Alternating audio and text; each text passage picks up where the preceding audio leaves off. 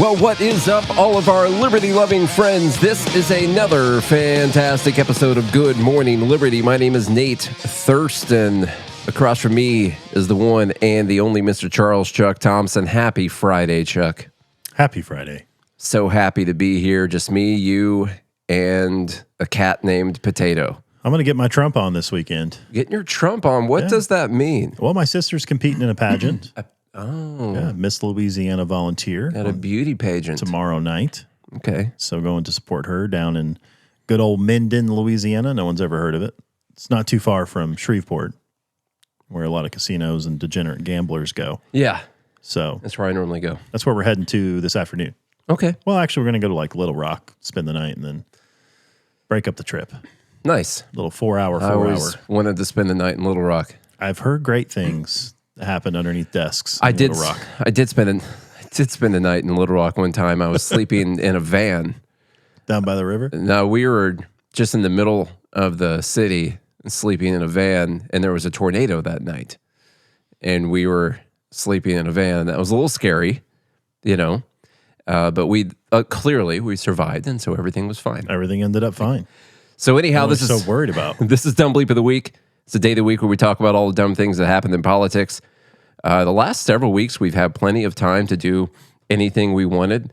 Today, we have a fixed amount of time. We can't go more than an hour today. Actually, 59 minutes is what the total recording time of this show can be.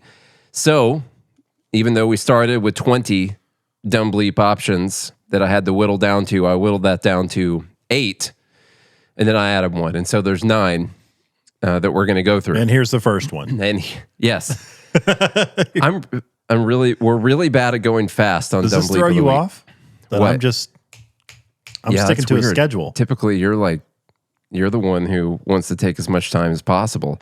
This first one came from the live group. It's going to be about Snap. I figure we go ahead and get Snap out of the way. Snap. Yes. It's an Instagram video, which sucks because you don't have any control over the video. So I got to make sure it's ready to go when I click on this. Let me make that bigger. That's nice. And here is a conversation about Snap. Tax dollars shouldn't be spent to feed someone else's kids. Do you know how much of your taxes actually goes to SNAP and WIC to feed other people's kids? The average American family has only $36 a year out of their taxes that goes to that. Do you know how much of your taxes go to corporate subsidies for billion-dollar corporations that make billions of dollars in profit a year? It's over $6,000. Yeah, $6,000 of the average American family is going to a large corporation like Walmart, which, by the way, half of their employees are on fucking government assistance. So you, the taxpayer, are paying so that Walmart doesn't have to pay its employees enough, and that's why they have to be on government assistance. And y'all are pissed off at them. You're mad at poor people for working an honest 40 hours a week, and they still can't pay their bills, but you're not mad at the corporation that rigged the system where they can underpay all their employees so they all have to live on government assistance and they can keep raking in profits. You're not willing to spend $36 of your taxes to help your fellow Americans who are needy, but you're not pissed off at all that Walmart doesn't have to pay their employees enough. Oh, and by the way, you're paying Walmart $6,000 every year. And you're not mad about that at all. You're a hypocrite. You're not only a hypocrite, but you're so vile that you would rather people... Okay. I can tell you what I'm angry about. Yeah. After watching this video. I'm angry this guy has life on easy mode. He does. You just say things, Say them. not verify them, No. just say it Don't do the math. and put it online, go viral, and then like he collects money for going viral, and that's life on easy mode in my opinion. Now, there's 2 ways I've seen this 36. And he probably sleeps just fine at night. Oh, yeah. He feels better Yeah. because he's making a difference. trying to make a difference in the world and make it a better place. There's 2 different ways I've seen this $36 number. You actually mentioned the $36 thing the time we were talking about Snap, like last week or whenever it was. Yeah. Because you saw it floating around. Such That stat BS. the stat's completely BS, by the way. But the way he says it, you could potentially make a carve out. So the average per taxpayer is the first way it was going around at $36. The way he said it, the average American family, and so then you have to figure out what the average family is and their salary and what they pay in taxes and how much of that you've decided goes towards SNAP. basically. But then he says that the average American family pays $6,000 to corporate subsidies. So apparently, like almost half of the amount of money you're paying in taxes, or a little less, that the average family is paying is going just towards corporate subsidies. That's all you're paying for. That's another just completely BS statistic. And by the way, the number per taxpayer for what they call corporate subsidies is actually around $600. And half of that are just decreases in tax amounts that they pay. It's not an actual subsidy. Not actual money going to the company. Exactly. It's just taxes they claim the corporation would have paid if they wouldn't have had some sort of loophole to pay to be less of a slave. Yeah, and so their loophole or they get that tax incentive, and apparently like we're paying for the fact that less money is being stolen, when of course we'll make the argument that the money that the government's spending doesn't have to be spent in the first place. If they're going to give someone a tax incentive, they ought to decrease the amount of money they're spending, and that would make sense. But cutting someone's taxes is not giving them money. So the $6,000 stat is ridiculous. The $36 stat, there's a slight carve out if you were to take into account whatever the average American family is. The bigger post that were going around was citing the average taxpayer paying $36 towards SNAP. And so I just wanted to break down just like so many of these posts, if they just do a little basic math, which you can do like within the character limitations on X, you could do it and post it for people. But according to the IRS, there's about 160 million tax filers. So they get 160 million tax returns, or what? This freaking cat. So just going to be part of the show. That's fine.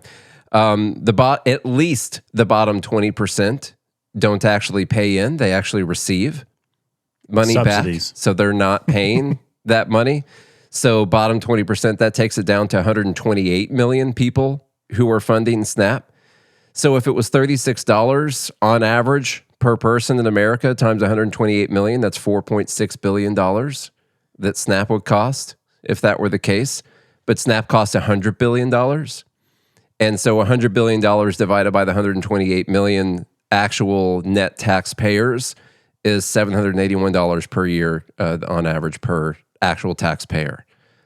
So it's like really simple math to figure that out. I have a better idea that might solve the problem if all these people are so passionate about spending $36 for something like SNAP, which is, what if the government just doesn't collect $36 in taxes? So they find a way to cut taxes by $36 for the average American family.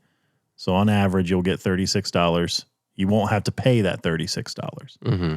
And then you just write a check, if they still have those.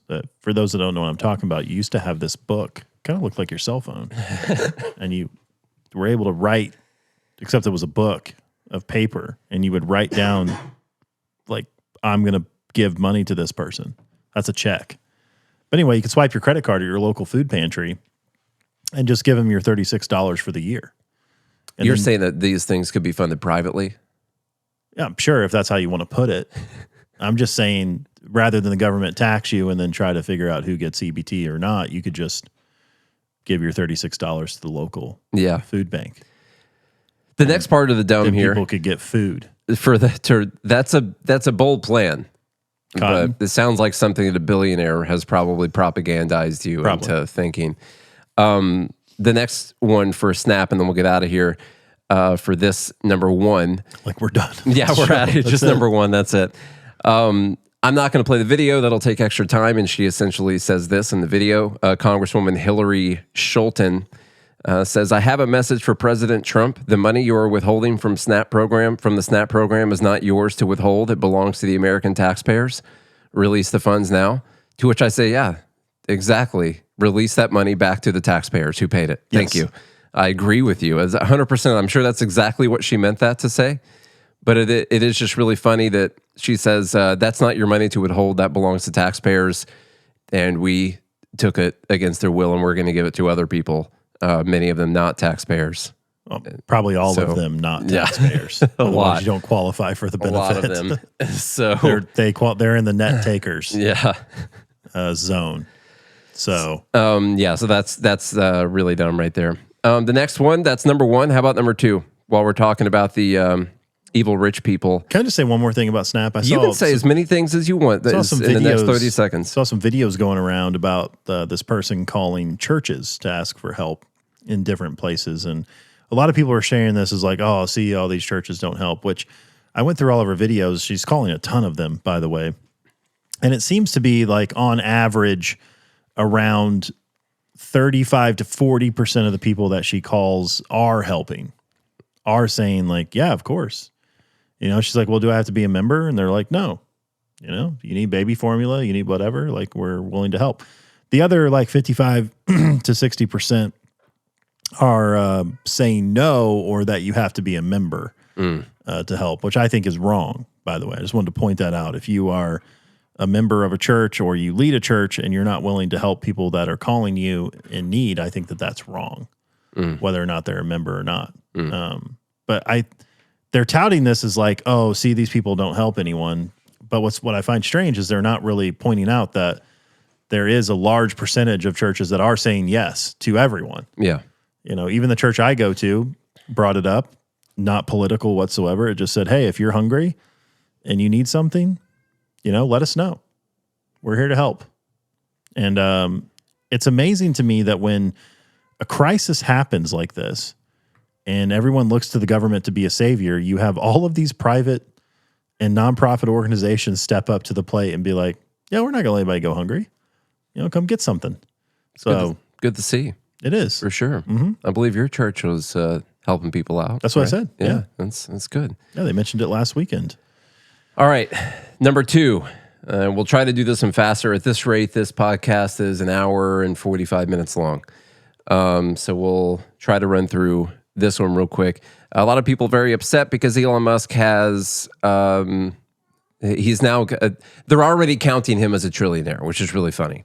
But the shareholders... This is sad for you because you wanted to be the first trillionaire in America. I know. You're not there yet. There is still time because he's not actually a trillionaire yet, but...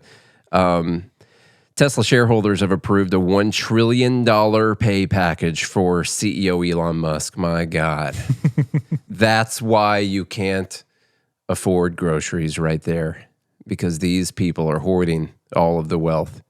That's exactly what's happening, because we would be able to fund the government right now if Elon Musk was not receiving this $1 trillion potentially 10 years from now in stocks. That's exactly what I'm picking up. Bernie Sanders says Musk, who spent $270 million to get Trump elected, is now in line to become a trillionaire. Those two things are not related, just so you know.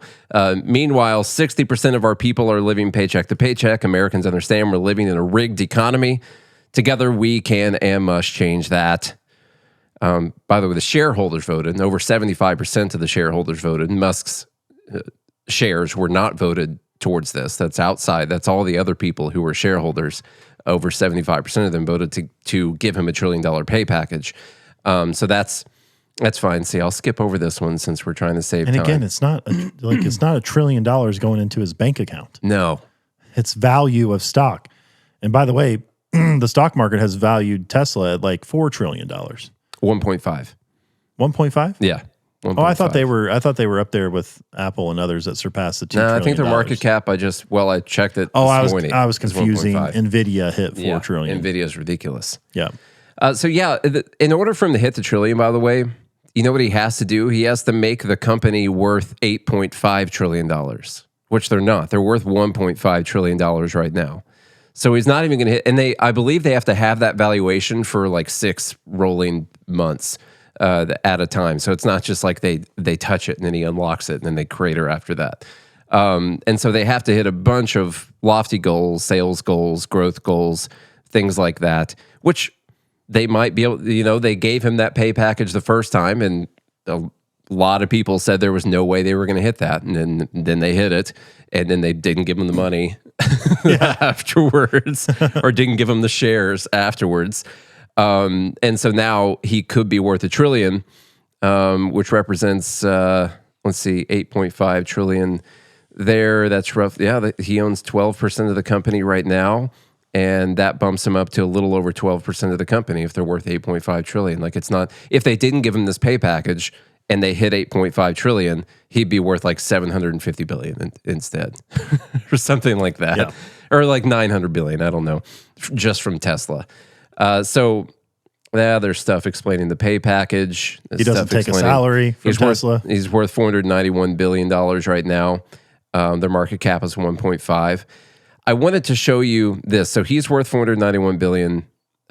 Tesla's market cap is 1.5. Of course, he owns like 7 or 8 companies, something like that. And so for all the people, because we always see the same thing when you look at the worth. Like, this is somehow stealing from people's paychecks. This is money that could have gone to the workers or whatever.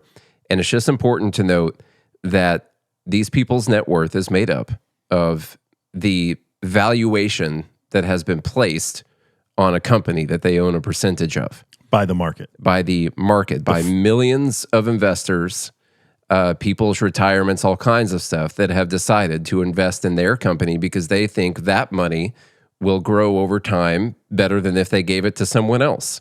And then it's better for them because their money grew over time as well. And so it's a good thing. It doesn't come from like the profits of the company. It doesn't mean that Elon Musk is going to steal an extra $1 trillion worth of profits from what could have been paid out to the worker during that time. Here's a news headline you could write, like, Elon Musk creates thousands of millionaires. Yeah, exactly. By people who are invested in Tesla stock. Yeah, and hundreds of thousands of jobs and all kinds of stuff. To further illustrate this point, I have to show you. I was looking up how much Tesla has made net profit since its inception. All right. They did not turn a profit for the first time until 2020. Okay. Before that, they were just losing money. Keep in mind, Tesla is worth $1.5 trillion right now. And Elon Musk owns like 12% of the company, and that's a large chunk of his net worth right there. They're worth $1.5 trillion. Whoever's listening right now, I want you to guess how much money they've made in profit since the day they filed their corporate paperwork. That number is $38 billion. I'll say it's not much. $38 billion is what they've made. And the market, millions of individual investors, people placing a value on what a portion of their company is worth, has decided that the company who has netted a profit of $38 billion is worth $1.5 trillion. All right? It is not Elon Musk has $500 billion that he stole from the workers at all. They haven't made $500 billion for him to steal from the workers. It's purely paper ownership of the company, or digital ownership of the company, which you could print out if you wanted to. Put it on your wall. Yeah. Jacobin said, imagine the vampire came to New York with Columbus in 1492. If he somehow managed to earn or steal the equivalent of $1 million 2025 US dollars every day, he wouldn't become a trillionaire until about 4232, or 2,740 years later. Not even Dracula himself would be as effective a bloodsucker as oligarchic trillionaires to be like Elon Musk. God, these people just don't. They're so ignorant. Yeah. Well, and then you have to defend, the actual math and position and what's real versus not. And then, of course, all they'll do is attack you with, you being a bootlicker to the billionaire class. Yeah. It's like, no, this is not how it works. The first hilarious part of that is that even if you were getting that $1 million every day and you earned a 1% real return on that $1 million, they don't understand what compound interest would do. Because $1 million a day compounding over all of these years up to today with even a 1% interest rate, real interest rate on that, would be about $7 trillion. If that, and that's just a 1% real return. That's not all the other stuff that you could do with that money the whole time. So I think the funnier point of this is that they just purely don't understand, number one, compound interest over time, or number two, value creation that would take place. They just don't get it at all. And these are the people you're fighting against here. I mean, this is dumb. These people vote. Yeah, that's dumb stuff right there. That's Jacobin and Bernie and all them. All right, this is called California. Here's Gavin Newsom saying something dumb. Gavin Newsom, you have your 10 seconds. That's all we're giving you. Let's go. See if it's important. Nothing I dislike more than the politician that sits there and lies to you. And we all just sit there rolling our eyes going, give me a break. Nothing. Okay. So meet the press. You can see his face. I mean, look at that face. That is that is the look of a guy who hates it when a politician lies to you. That's when I look at his face. I think this is a guy who tells the truth all the time.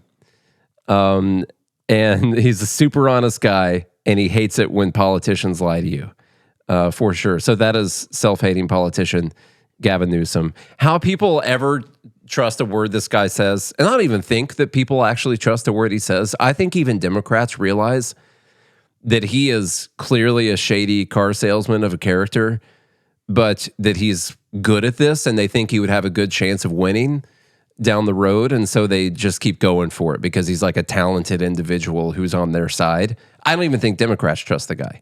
I think they just trust him to help them obtain power. I think that's all they actually like about Gavin Newsom is how good of a liar he actually is. Great liar. Yeah. Another really funny thing about Prop 50, which California just passed, which is going to allow them to bypass their nonpartisan commission to redraw congressional districts, which passed easily in California. The funny part is 92% of the voters in California think that the way they were doing it before Prop 50 was the right way to do it. But they still overwhelmingly voted for this other way to do it. Like literally exit polls, they answered, yeah, we think the thing we just bypassed is the best way to do this. That kind of stuff doesn't compute in my mind, really, at all. Percent said it was to stop the Democrats from adding seats in Congress. A couple other things we're taking away from what voters said there in California.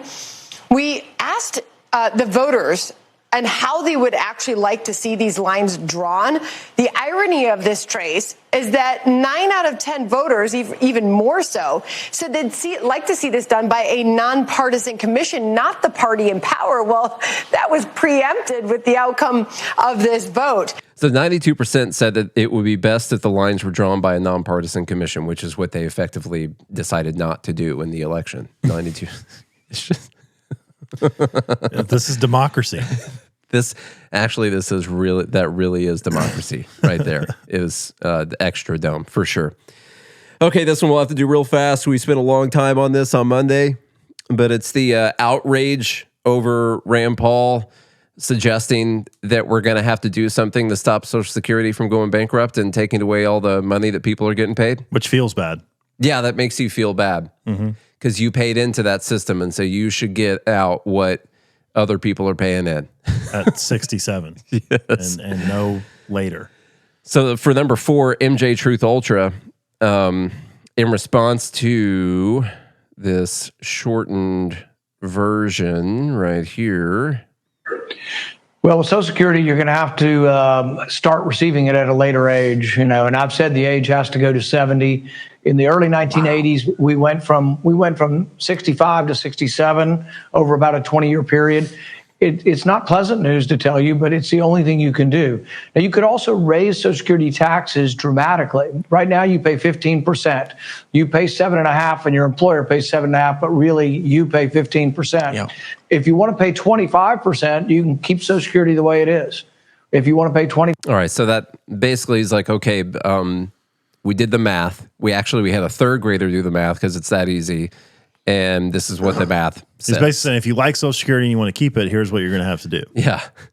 You're going to have to either drastically raise the taxes that everyone's paying, or you're going to have to delay the age that people can take their full retirement benefits at. And after that, just uproar.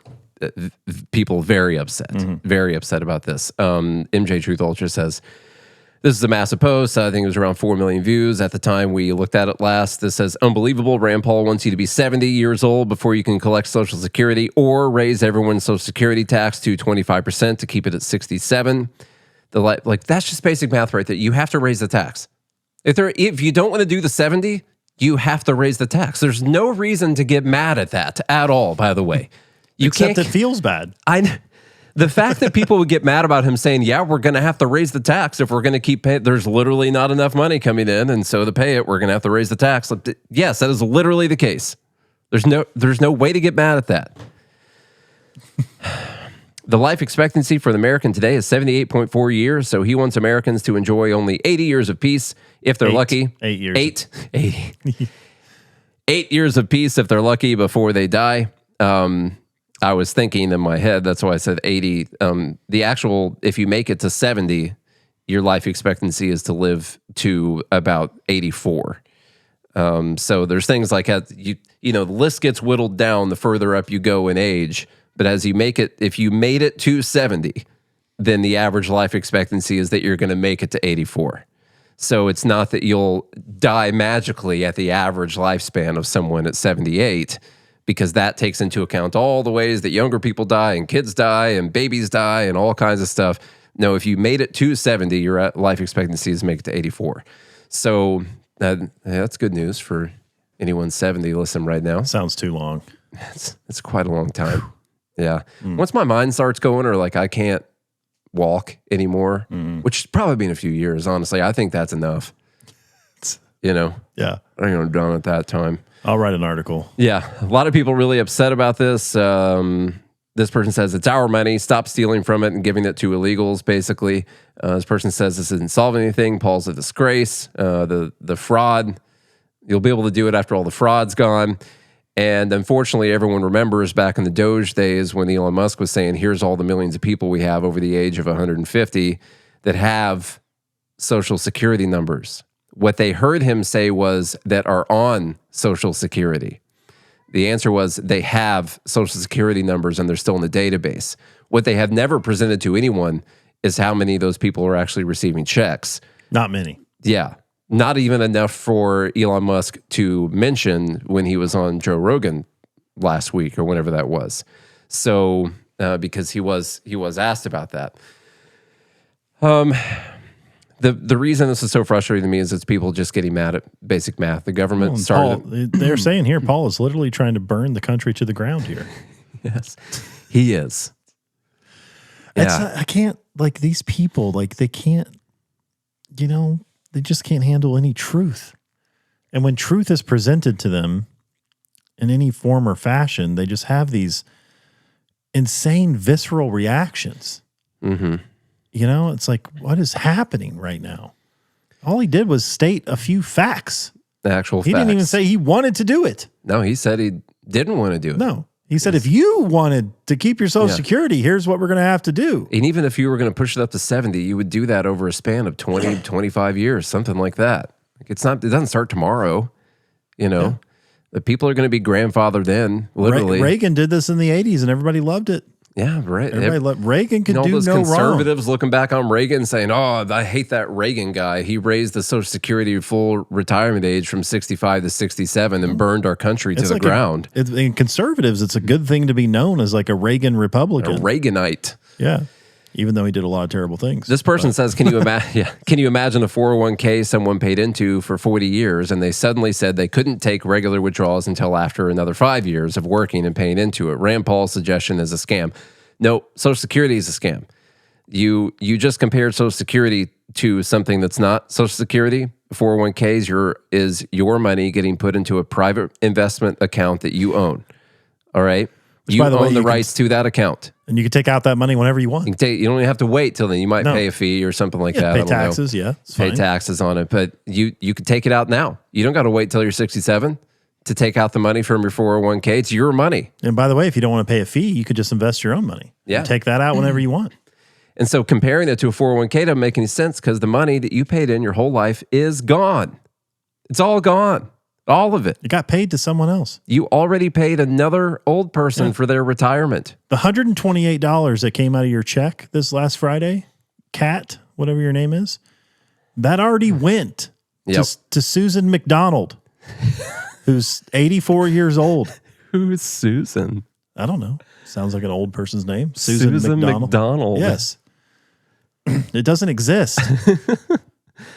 In fact, Susan. Not only is that money gone, but they also had to dip into the lockbox. Yeah. To pay Susan her 84 cents. They've been that dipping she was hard. Still owed. They owed her all that money. She's so owed. That's what they owed her.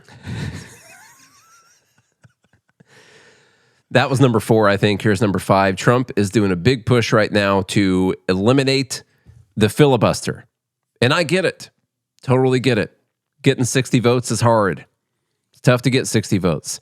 And typically, the only things you get 60 votes for are bad, actually. Like when both parties come together to do something, it's more money. I'll tell you that. It's more money for sure. But I don't like this idea that the people we don't like are never going to be in power. And I don't like saying the Democrats are definitely going to do this because people have been saying that for a long time. Many of the Democrats that are elected have come out and said that they have no plan of ever doing that. And so here's a video of Trump talking about this. It's time for Republicans to do what they have to do, and that's terminate the filibuster. It's the only way you can do it. And if you don't terminate the filibuster, you'll be in bad shape. We won't pass any legislation. There'll be no legislation passed for 3.25. We have 3.25 years, so that's a long time. But when they can't do an extension, and John, I think they've done an extension every single time they've ever been asked forever. This is the first time they haven't done an extension. Extensions are supposed to be easy, but if they won't do an extension, they won't do any bill, even a simple bill. And we should do our own bills. We should get out. We should do our own bills. We should open up. We should start tonight with the country's open. Congratulations. Then we should pass voter ID. We should pass no mail-in voting. We should pass all the things that we want to pass, make our elections secure and safe, because California is a disaster. Many of the states are disasters.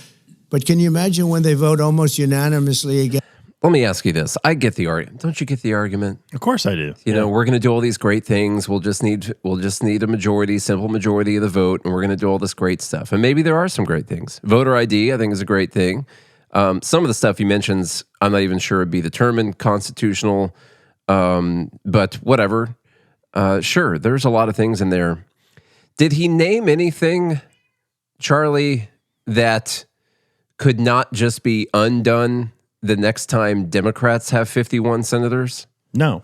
Not a single thing? One thing he could do, which would be nice, now, of course, they could add it back, but at least for the next 3 years, he could be like, we could pass the $500 billion rescission package that I want, and we could stop spending an extra $500 billion for the next 3 years. If he said that, would you be like, oh, might be worth it to do that? You know, they're going to do it.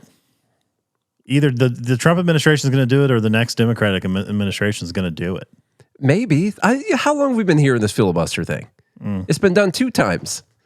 Harry Reid did it to get a Supreme Court justice. Mitch McConnell did it to get a Supreme Court justice. No one's ever done it so they can just pass some random bits of legislation.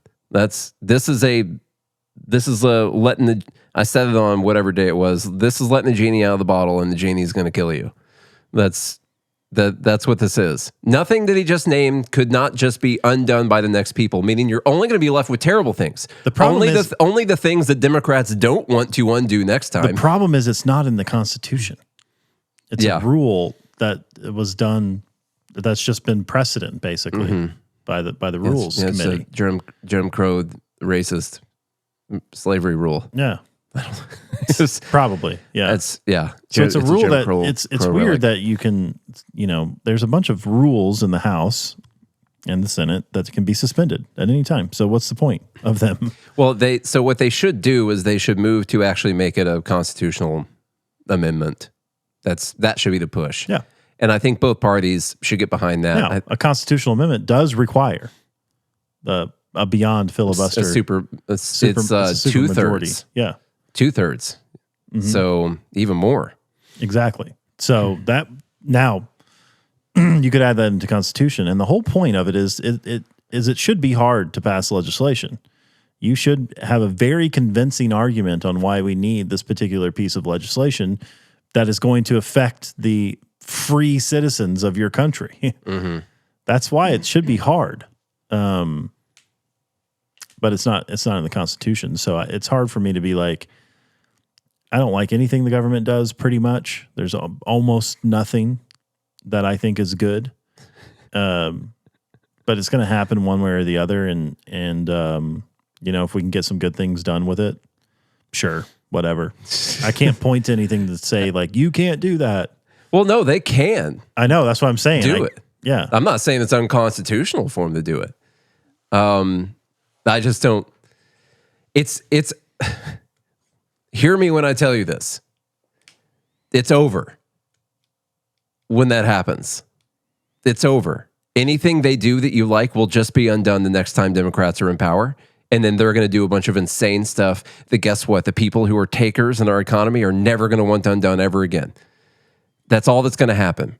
Anything that you like will be undone immediately. Anything you don't like they do, they'll leave.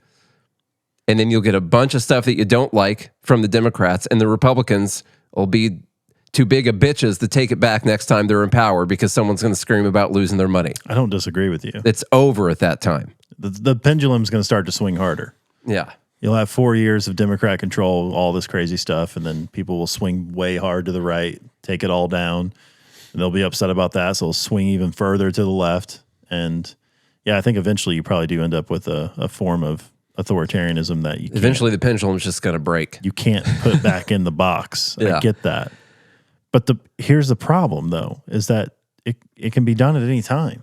Mm-hmm. So they should be focusing on just doing a constitutional amendment that it can never be undone until they do another constitutional amendment. Do you think they can get 2/3 of the states or 2/3 of Congress to agree with that? No. I think it's possible, considering both sides are so scared of what the other person will do with it. Like, we've talked about how government's a gun on a table in between two people.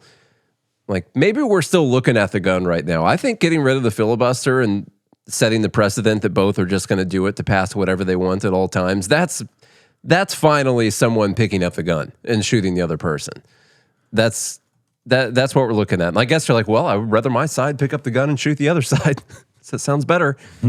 Here's Trump talking about prices for the next dumb. I don't remember which one we're on. We mentioned this yesterday. I'll play the video and then we'll talk about it. The price thing is important right now. Talk about the cost of Thanksgiving and the cost of living through Thanksgiving and enjoying Thanksgiving.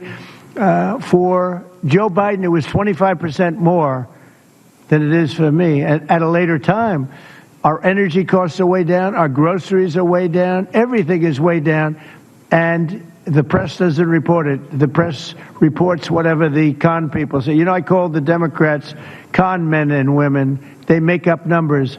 But when you look at 25% reduction in costs for Thanksgiving between Biden and me, meaning this administration, that's a tremendous number. It's the biggest reduction in cost in the history of that chart or whatever it is they do. They do a synopsis of everything. They cover every element of Thanksgiving meals. 25% down. So I don't want to hear about the affordability because right now we're much less. If you look at energy, we're getting close to $2 a gallon gasoline.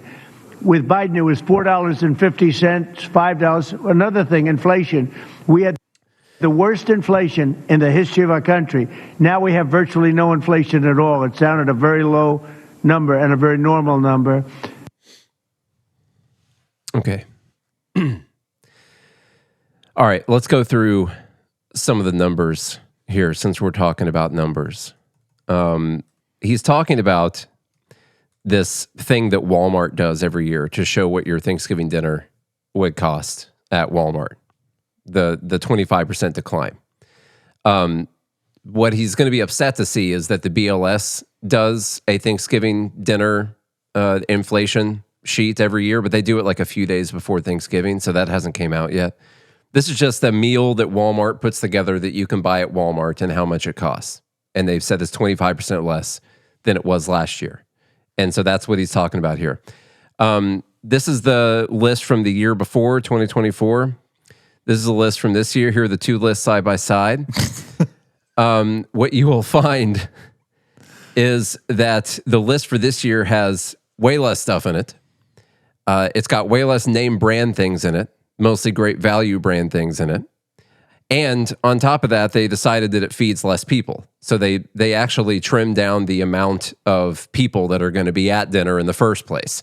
But they've just decided that it's now $4 a person compared to $7 a person the year before. But even look at the year before, it was 88 cents a pound for a turkey. This year, 97 cents a pound. Yeah. Now, this does specifically say butterball turkey. That's true. So it's tough to go through each one of these products and figure out what they've increased over the last year. That's a difficult thing to do. But this whole it's down 25%, it's just not the case. I bet you BLS is going to give us a number a week before and say, yeah, it's up 3% from last year. That's basically what they're going to tell you. Could even be more than that. We don't know yet. My big issue with this, and I've got other stuff in here too. Let me see what the next thing is on the list. Oh, okay, that's RJC. This is just funny looking at the list side by side. Yeah, I mean the list is hilarious. I forgot to, and this is the problem, people, that we had with the Biden administration, and now it's happening with the Trump. It's like, just don't lie to people. Yeah, it would be better if he was in the East Wing of the White House and was talking to reporters and be like, look, things aren't where we want them to be yet. We're still getting there. But we're making progress. We're making progress. Mm-hmm. You know, we do have some gas prices down, which is decent, but that's not good enough. We got more work to do, and we're going to keep working. It's not where we want to see it yet. We know you guys are struggling out there. We're working on trying to fix it. That is a much better message. Way better. That's a much better message that everybody can get behind, rather than being like, we're the best ever. Everything is perfect. In my tiny hands, we're the best. Everything is awesome. No one buys into that anymore. Some people buy into it. It's just when it comes to economics, you can't. I'm saying most people, they see it every time they go to the grocery store. Yeah, it's something that you can't lie to people about because they notice it. They know if they've switched to an off-brand product. They know if they bought less stuff than they did last year for dinner, and it still costs almost the same. So I went through the most recent CPI report, and I looked at year-over-year changes, and I highlighted the things that had gone down when it came to food. And so just to save time here, if you're listening and not watching, what's gone down is highlighted with a red box around it. Cereal has gone down 0.8% from the last year. Rice has gone down 1.7%. All the other stuff. Your family. Yeah. Bread, cakes, other bakery products, stuff like that. So meat, ham, unless it's canned ham, has gone down 0.2%. Every other bit of meat has gone up. We all know that. Meat, poultry, fish, eggs, so all that stuff has gone up quite a bit over the last year. Every bit of it. Eggs have gone down 1.3% from this time last year. So we got 1.3% decline in what people are spending on eggs. Ice cream has gone down 0.7%. Fresh fruit has gone down 0.2%, although most of the, like apples, bananas, and citrus have actually gone up quite a bit, but there's a lot of fruit that's out there. You see the other fresh fruit right there. It says minus 2.3%. So that's weighing that number down. Energy commodities down 0.4%. Propane, kerosene, firewood have gone down. Motor fuel has gone down 0.4% from last year. All the other stuff, energy services, 6.4%. Gasoline down 0.5%. Yeah, that's all motor fuel. Mm-hmm. Energy services up 6.4%. Electricity up 5.1%. Piped gas service up 11.7% over the last year. You're going to literally lie to people and tell them that their bills are going down on this stuff? As we said, it might be going down like the cost to actually produce the stuff potentially, but usage is going up, and we got to talk about AI data centers and stuff sometime. It's a much better story to highlight the ones that are actually going down, it's real life. Yeah. You know, to be like, look, gasoline prices are down. You know, energy is up a little, you know, overall. And that's mainly being driven by, you know, piped gas and whatever. Like, that's a much better story. Mm-hmm. Just tell the truth. Gas, he said, it will set you free. Gas, he said, is getting close to $2 a gallon. The national average right now is $3.08. So that's closer to 3 than it is to 2. Although what heavily makes the gas average go up is California, because their gas is so expensive. That was loud. I didn't like that. Yeah, I've got the states right here. You guys know where the gas is cheapest and most expensive, but the national average right now is $3 a gallon. But there are a lot of people paying in the mid twos, and then there's a lot of people paying in the mid to high threes to low fours. So the point here, what Charlie was just saying and what I'm saying, the biggest issue for me is now, even when he does do something that's good, I don't believe it. I just don't believe it. I've seen so many exaggerations and all out, like straight up lies about what's going on that now the amount of research I would have to do to actually figure out if they have done something that is good is ridiculous. So my default right now is to not believe anything that he says. And that's bad. That's why you should just talk about the things that are true and point out the actual good things that people can't just say, well, isn't he lying about that right now? And then people can believe you when you're talking. Mm-hmm. But now I assume nothing is going good at all because they lie so much about everything. And that's not good. All right, next thing is RJC. I've got a clip here from Mark Levin and Lindsey Graham. Oh, God. RJC is the Republican Jewish coalition. Here's Mark Levin. People are very upset about Tucker Carlson. Hitler admirers, Stalin admirers, Jew haters, American haters, Churchill haters. You're damn right we're going to cancel them and deplatform them. It's called the market system. They don't have like a lifetime job like a bureaucrat who we're going to protect. And if they're your friend, there's something wrong with you. No Hitler admirer, Holocaust denier, platformer should be anybody's friend, as a matter of fact. Lots of you applause. Don't get to wrap your psychotic, mental, unhinged, lousy, Nazi, no good, for Klan, fluffing, jihadist bullshit around American patriotism. All right. You don't get to claim you're MAGA and America first when you're lining up with the Marxists and the Islamists and Hamas and the terrorists. All right, so we got that. He sounded like the start of Clayton Bigsby. Yeah. Where you said Jews, chains, Arabs. They stank. I don't like them. Because he was rattling off the Jew hater, Holocaust denier. He just sort of ended that with, they stank. Lindsey Graham has what's actually a funny half part of this clip. Like, it's actually funny, and he's actually poking fun at Trump a little bit in here. And then he has one of the most ridiculous selling points for Republicans I've ever heard in my life, but it should go on a bumper sticker, absolutely. So here's this video. Speaking of Donald Trump. He's drunk as hell, by the way. He has to be. He's red. He said, hey, so he's a great president. If you don't believe me, just ask him. That's a good joke. That's a pretty good joke. Yeah. What happened with me and him was we found common ground. I've come to like him and he likes him, and that changed our entire relationship. But he did the... Is this Ron White? That's funny. It's actually good. Is this Ron White posing as Lindsey Graham? All right, now I'll get to the Republican part here. Let me see. Because if you got a problem with that, take it up with God. He's the guy that did it, not Trump. So I just want to say, I feel good about the Republican Party. I feel good about where we're going as a nation. We're killing all the right people and we're cutting your taxes. He's got to be hammered. He's We're killing all the right people. We're cutting your taxes. People cut your taxes. That's great. Great day to be American. It's so ridiculous. I have a hard time getting mad and yelling about it. Yeah. Like, you guys know how disgusting I like him and he likes him, so it works out. Yeah, so that's funny. That's funny. He's a great president. If you don't believe me, just ask him. That's a funny line. That's a good line. It is. Yeah. But then the bumper sticker slogan of "we're killing all the right people and cutting your taxes" is so insane that I can't even get mad about it right now. That's how ridiculous it is. Yeah. But I am mad about it. Yeah. I want everyone have it be known that I am upset about that and him actually meaning that as a real thing. But it's too funny for me to get upset about right now. Good I just stuff. can't. Okay, a couple Mamdani things. We have 9 minutes left to go, and this is Dumb Bleep number 8. Man, it would have been good if I would have left it at 8. Huh? It would have been golden. Here's a Mamdani voter doing a man on the street interview.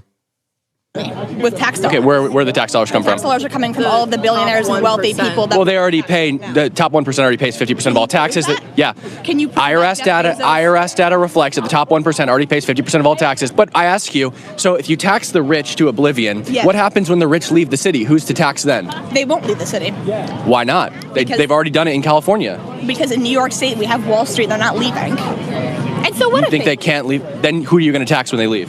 We're just going to continue taxing people. But the middle class, right? Yes, actually, the middle class. Oh, okay, so you explained it. So we're going to tax the shit out of the middle class when the rich people leave after you tax the shit out of them. I think we should tax the shit out of everybody, yes. I think the middle class should be taxed 50% like it does in Sweden. All right, so that's not... There she goes, like they do in Sweden. Yeah, so they actually get down to what actually happens under these plans, like they do in all of the Scandinavian countries, is that you have to tax the middle class at a super high rate. Like to get Denmark or Sweden or Norway or whatever, the middle class pay the same tax rate as the rich in most of those countries. And people do not like that. And so what they'd rather do is tax the hell out of the rich people, and then they'll leave. She says they're not going to leave because we have Wall Street, but I thought she was going to say because we're going to build a wall. Yeah, build a wall. We're going to keep them we have in. Wall Street. We're going to tax them if they leave. We'll tax them on the everywhere. All right, so that's ridiculous, but I do like that she finally got to the truth on that one. Here's 10 seconds of the scariest line you've ever heard from a politician before. All right, right now. We will prove that there is no problem too large for government to solve and no concern too small for it to care about. It's literally straight out of the Bible. When you're talking about God's grace, you're never too far removed from God's grace. You're never too close to God to not need his grace. It's like taking the same thing, but now government is God. Like government is your savior. Yeah. There's no want, too small for government not to handle, and there's no problem too large for government not to solve for you. Put your trust and faith. And albeit, say your rosary to the government. In the government. Put your trust and faith in the government, your savior. God. That's we will get you to heaven.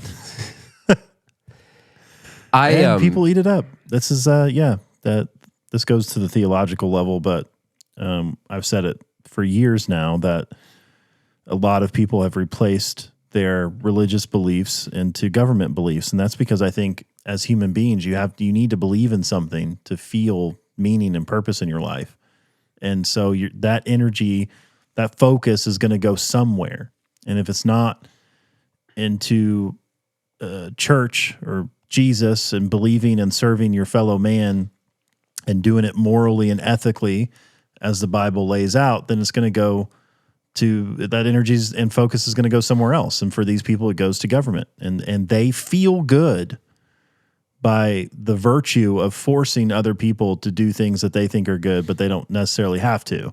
And they're also going to benefit from it. Yeah. So they benefit and feel good at the same time. They're triple stamp and the double stamp, which we know doesn't exist. And they can't do. And they're destroying the world, making life worse for everyone at the same time. Yeah. So it's evil, is what's actually happening. And that's something we actually need to contend with, this whole socialism, communism, collectivism thing that's happening versus individualism, free markets, things like that. But for number 9, I chose the incorrect reaction to Mamdani winning, which is that they're this commie, yes, jihadist, Muslim, Sharia law pushing Islamic terrorist is now taking over New York. And there's actually no indications to that being the case at all, just so you know. But here's a post of the Statue of Liberty wearing a, what's that called? I don't know. Durka? That's all I can think of. It's a burqa? A burqa durka? Is that what that is? You know, what you see in like Iran when all you can see is the lady's eyes. This is America. We don't have to know what that's called, so shut up. Hijab? Hijab, okay.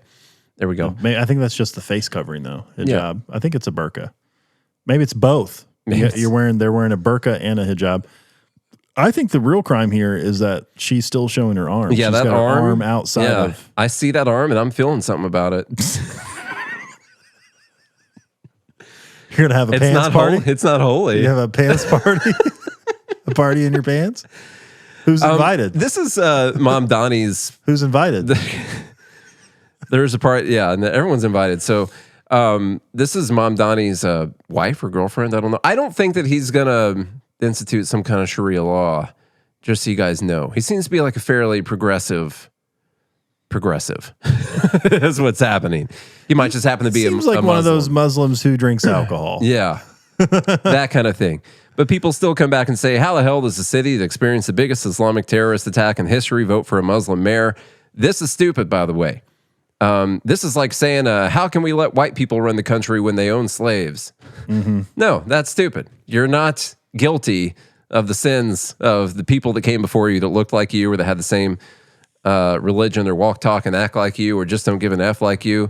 But nothing like that, okay? So that's a ridiculous collectivist ideology when what you should be freaking out about is his ridiculous collectivist ideology. But instead, you're just using the opposite version of one, which is stupid.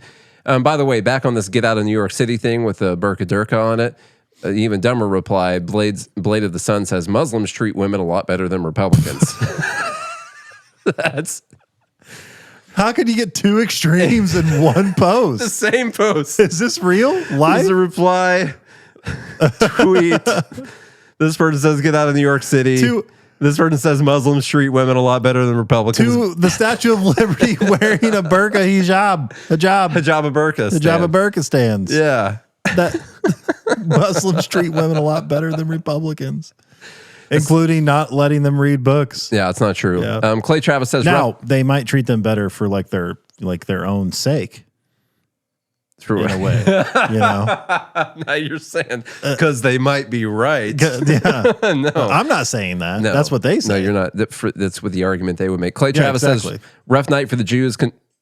Rough night for the Jews control American politics crowd. Jewish voters can't even keep a Muslim mayor who hates them from getting elected in the city that has a higher Jewish population than any city in America.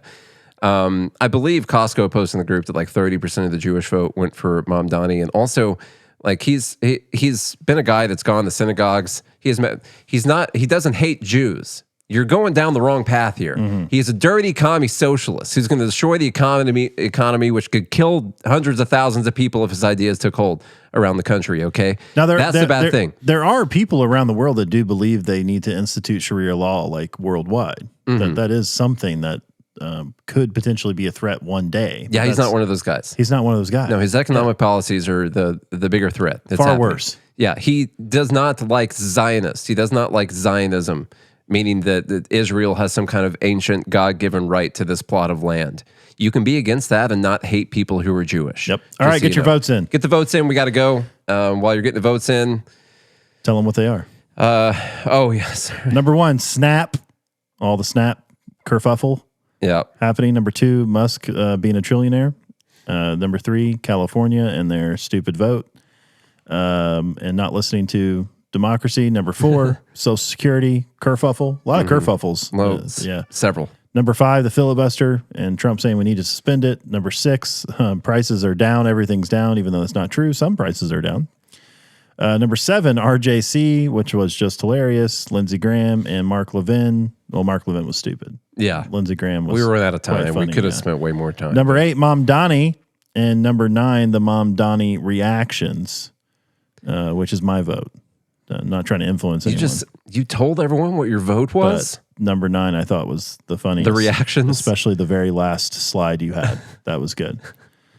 But I think we're going to call it here. It looks like, even though people are pulling, they're pulling votes now. Shifting votes right now. I'm still going to call it for RJC. I voted for RJC, if that influences anyone's vote. It still wins. So Mark Levin and Lindsey Graham win Dumb Bleep of the Week. All right, if you guys enjoyed all that, share it around. Leave us a rating and review on Apple Podcasts and Spotify. Go to godhatesfeds.com, pick up some merchandise. Click that button that says Join GML or go to joingml.com. Be part of the Fed Haters Club. By the way, when you go there, you are in the group, but then you do have to get access to the channels. You do have to surpass Nate's paywall, which is still inflation adjusted. It's still, we're 2019 prices. Yeah. Yeah, we are. $7. There is a wall. There is a wall tax. It's very cheap. So go sign up. Visit the links in the show notes to support the sponsors that support this show. If you do all of that, we'll be back again tomorrow, Monday. Until then, I hope you have a good day and a good morning, Liberty.